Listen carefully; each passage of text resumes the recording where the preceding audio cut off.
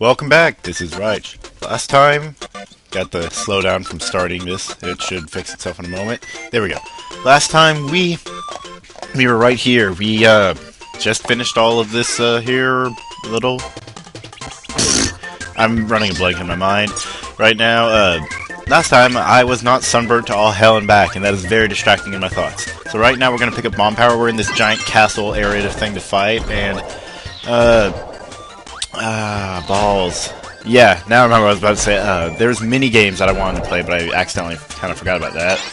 We're gonna get double bombs, see what pops out there. We're gonna get some rockets. Rockets. We're the Houston Rockets. We're a basketball team, apparently. I don't follow basketball, but Houston is my hometown, kind of, so probably should know a bit about basketball for the Houston Rockets, especially that Yao Ming Chinese giant, fucking like 20'6", if you're going by cubic millimeters or something. Either way, we're breaking in this gate. We got our double cutter. You may be wondering why I picked that double cutter. It's gonna come in handy later. Like, see, that's one instance of later. I love the music, by the way. I had to turn it down though because I noticed it was in the mic last time. So hopefully that should be fixed. We got this here thing to be eliminated. Got all these Bronto birds head ramming us.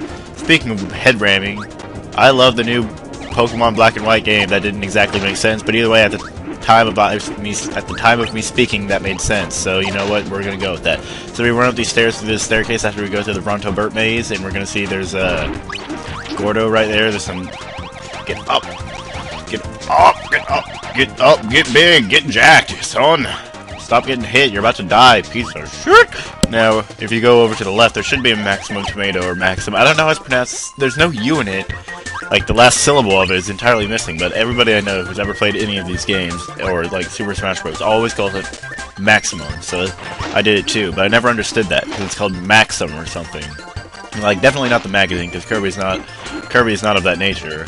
I mean, Adeline, ooh, those, you know, 7-year-olds, so hot. I assume 7, I don't know the actual age, I cannot confirm this either direction, so we're just gonna drop down here, and maybe warning, this is where the double cutter comes in handy, because it can pop up in this thing, because again, single cutter, you will not be able to open it, but if you have double, you can open it through the bottom. So now Adeline's gonna come over here and pop us up with 1-up, because you know, that's how Adeline do. So let's keep on going to the right. Now we're gonna see we have to go up this maze, but before we go up this maze, we first have to grab the crystal that is located right here. Now, this isn't really much of a maze as it is a heliocentric. No, I can't. That doesn't revolve around anything. It's hydrocentric because it revolves around this fountain. So it's like a spiral, double helix. That's what I was thinking of. So let's we got our needles. We got some saws. We can just poke things with this power. It's needle's a lot more useful than you would think because you can just jump and hit in the air, and there's relatively low lag upon hitting down on the ground. But you know what we need for this? We're gonna need fire, and I probably should have kept that needle because that would have been a pretty humorous power for the next fight. But you know what? We're just gonna keep on head ramming through, and actually, you know what? Double fire! Yeah, we just stacked that twice. So now with double fire, we got our giant, like, Native American Indian arrow flyer, fire-flinging, hash-slinging slasher. So let's go up this pipe, and you see we got our slightly laggy-ish going on again.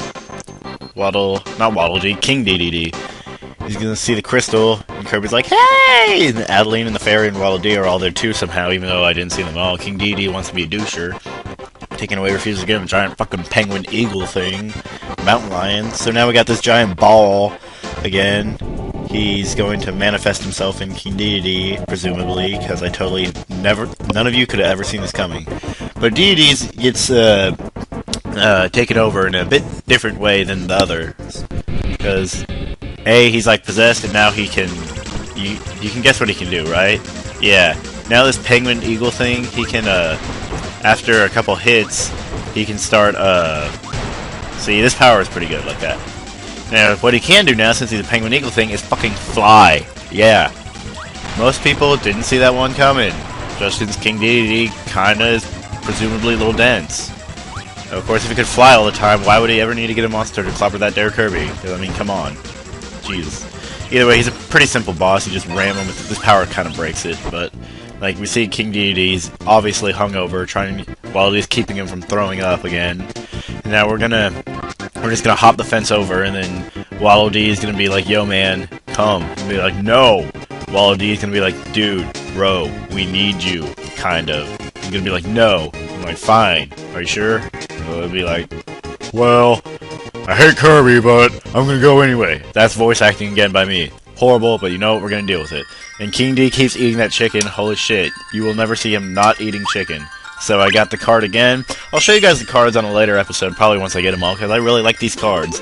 So it's only been about 5 minutes, so now we're gonna tackle the boss! And I accidentally hit the wrong button. It's a good thing I got rid of that power, because that would have made this boss too easy. What we gotta do is suck up the apples and blow them at his children. We have to blow his children, essentially. Not literally, but... well, we can later once we get a gustable ability. That doesn't even make sense. But we can suck up their gusts. But it's too late. So now we're just gonna keep grabbing them apples and just chunking them at his kids, because you know that's how Kirby do. Just kills children. Because this is a children's game, mind you, so that's pretty much expected of what Kirby to do, is to kill children. So now we got this apple again. He's gonna be all angry and I'm running around throwing gypsies at him, or I don't know the correct proper terminology, and I just lost my only way of hitting him. Just great. So let's just slide and see what happens. Nothing. Yeah, I'm kind of a dumb butt. So yo, bro, come at me. Come at me, bro. Be like sucking up that thing. No, you can't. I'm dumb. I'm a dumb butt. I like butts and I'm dumb. No, I'm not. You can't like butts and be dumb unless you're, like, retarded. I don't know. I don't know how that joke was supposed to go at all. I kind of messed it up, but you know what? Kind of not listening for your opinions right here on what I think is funny. You know why? Because you're gay. You're... oh, shit. I just did that again. Why am I having so much trouble this time? Either way, this boss, pretty simple. Pretty simple. Pretty simple. Sim, it is pull. I'm going to pull. What if it was Sim Push? Sim Push sounds like a monkey in the new 5th generation of Pokemon. It'll be with Simisage and Simipole and Simisear. Be Simipush. And then it'll be like Pan Push before, and it'll be like Steel type or Fighting type. Yeah, Fighting. It'll be like a fighting monkey. Oh wait, we already had one. That's called, you know, like Primate, or, you know, like that Fire Monkey that was a starter for last gen. Chimchar, I can't even remember what it evolved into. They were really forgettable starters last time, except for the grass and the water. So it wasn't really forgettable at all, just the monkey itself. I mean, Chimchar it wasn't, but I don't even remember what Chimchar evolved into. And so that's how we defeated Whispy Woods. So we got the crystal, and now we get the fairy picks it up, do a little Kirby dance. Hi! And no Kirby dance? Okay. Either way, that's the last of the cinemas for this little first world, introductory world. We see the crystals going there and glowing. It's going to grow in power and show us that the next planet is a planet that was made of cookies, that was crumbled. Oh man, a cookie crisp! And then like, and we're like, oh my god, I gotta get that cookie crisp! So they all run into the space, even though I don't think any of them can breathe in space, except for Kirby, because he goes into space all the time on that Warp Star, because he's a warrior of light, or no, apparently I'm mixing that up with Final Fantasy 1. Either way, it's been about 8 minutes, and I like this little 2-level per episode path. It makes the files very much smaller in dealing with, and plus it makes them sweet and simple episodes. So, you know, I think I'm going to stick with this. I'll see all of you next time. Good night. Or goodbye, or good morning, or hello, farewell,